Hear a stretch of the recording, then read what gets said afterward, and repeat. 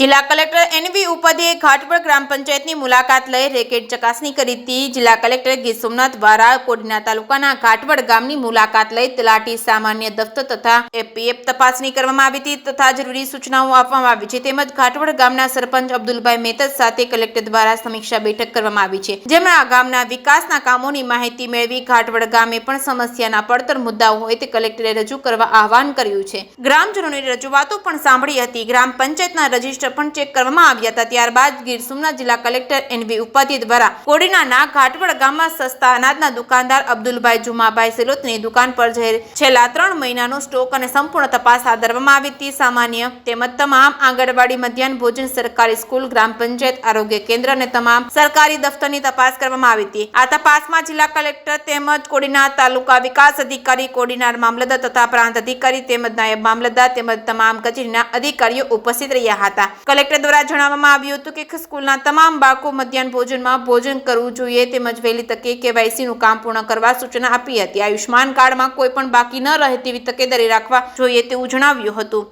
જે કે સિંહ ગુજરાતી સાથે સબીર સેલોત, કોડીનાર।